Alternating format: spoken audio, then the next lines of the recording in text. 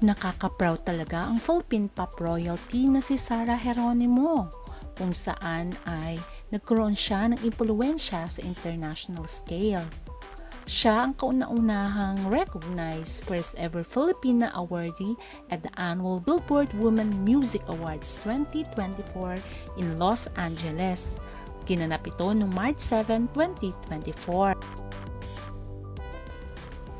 At isa nga sa nag-receive ng award ay walang iba kundi ang Philippine Pop Royalty Princess na si Sarah Geronimo. Ating alamin ang buong detalye.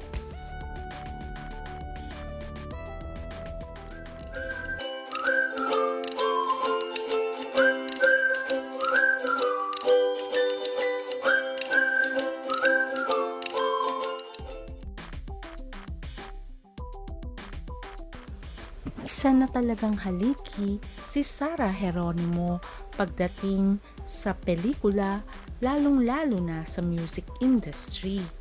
Kaya naman nga tinuring siyang Philippine Pop Royalty Princess at maituturing na isa siya sa highest paid singer sa Pilipinas. Hindi lang magaling na singer si Sarah, kundi magaling din itong umarte kung saan ay ang kanyang mga pelikula ay naging blockbuster. Marami ding celebrity actor ang naling kay Sarah. Kasama na dito si Gerald Anderson, John Lloyd Cruz, Raver Cruz. Pero ang nakabiyag ng kanyang puso ay walang iba kundi ang mister niya na ngayon na si Matteo Guidicelli.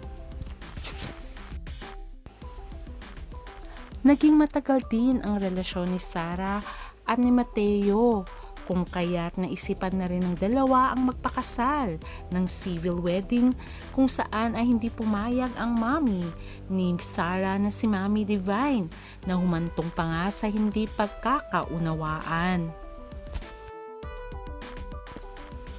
Iba-iba ang opinyon ng mga netizens sa pangyayari kung saan ay sumugod nga ang mommy ni Sarah na si Mami Divine sa kasal dahil hindi siya boto kay Matteo bilang magiging asawa ni Sarah.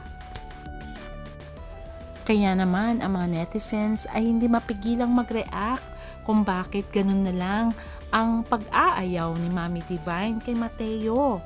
At ang sabi pa nga ng mga fans ay dapat nasa edad na si Sarah. Sana ay hindi napigilan ni Mami Divine kung ano ang kaligayahan ni Sarah.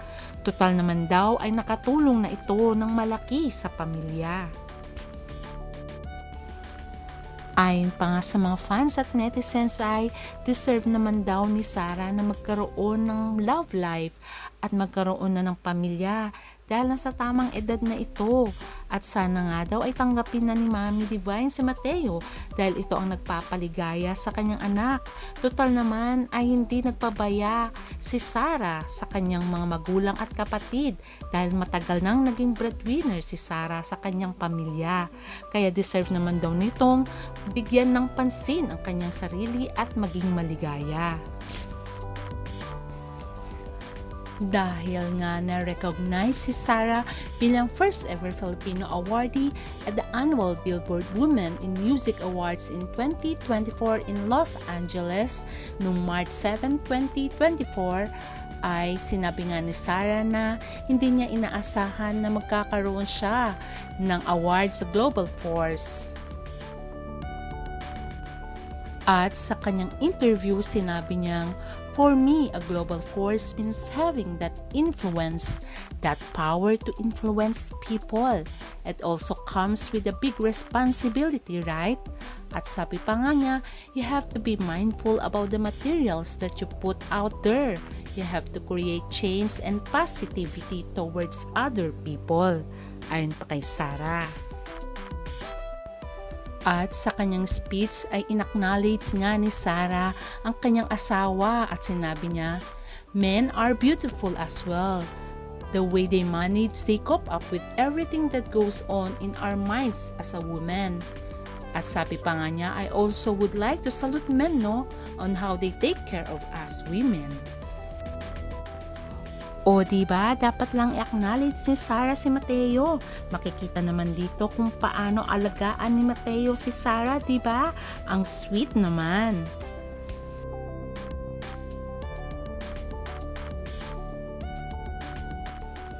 At ang nakakatuwa pa, mukhang okay na si Sarah at Mommy Divine dahil ayon sa isang insider at sinabi nga nilang nag-uusap na nga si Sarah at Mommy Divine, which is nakakatuwa naman dahil nandun na yung acceptance at forgiveness. Kaya naman binati ni Sarah ang kanyang ina at sinabi niya, "And women, especially mothers out there, shout out to my mother Divine Geronimo. You are the best, you are my hero. I love you very much." O diba? Ibig sabihin nun ay in good terms na si Sarah at ang kanyang mommy Divine. At bilang pagtatapos ng kanyang speech, sinabi niyang, "I'm truly honored to be here to represent our country and our music, the Filipino music. Mabuhay ang OPM." Kaya naman kay Sarah, congratulations dahil binigyan mo ng karangalan ang bansang Pilipinas. And hoping one day ay makita ka naming buntis na para naman magkaroon kayo ng buong pamilya ni Mateo. Congrats!